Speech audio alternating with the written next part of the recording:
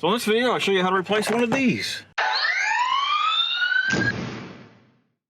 Alright, so cabin filter in the Fusion is pretty easy to get to. Drop that down, and right here, the little cable that holds it, push it forward and then it pops out, like so. Then I kind of walk these tabs usually. Kind of push one in just a little bit. Next one in. And now that drops down. If my foot wasn't there. There. And then you can actually just take that out of the way. But by the way, do you know what this hole's for? I happen to have read that this was for CDs for back in the day when we had CDs in the car. So it's a little storage area to slide your CDs into. Okay, next is this. I believe it's a 5mm. My 5 is missing out of this little toolbox, but a 7/32 looks like it'll fit it okay. And it's just going into plastic.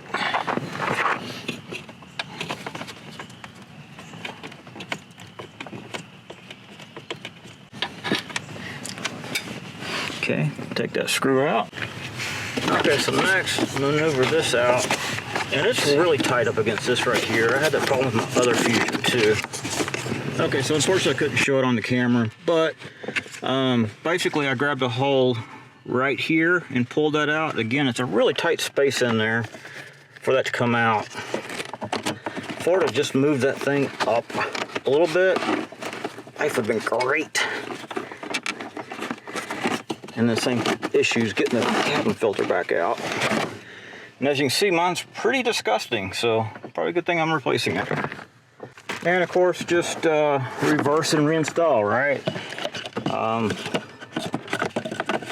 Again, it's just tight in here.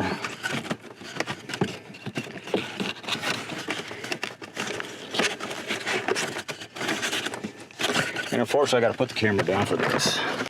Okay.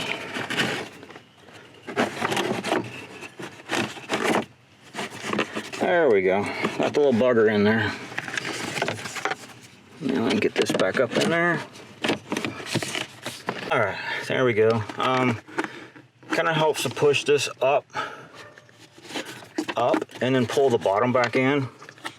And now you have the option of, are you going to put that screw back in or not? I think I probably will.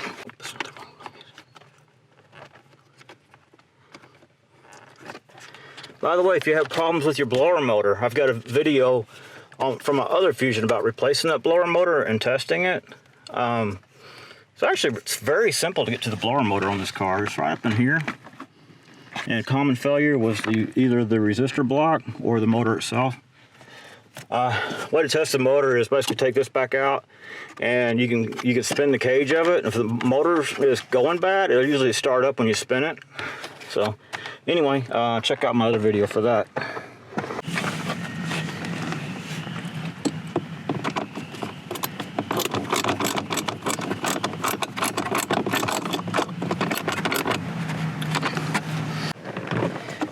Pop that in.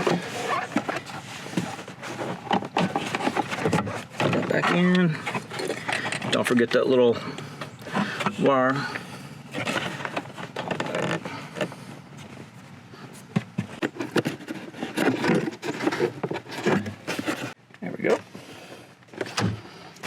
And fresh, clean air once again. Thank you for watching. Hope you enjoyed this video. If you did, please select like down there and subscribe to my channel. If you didn't like it, well, subscribe to the channel. Maybe you like the next one. Thank you for watching. There you go. Got the little bugger in there. Now I can get this back up in there.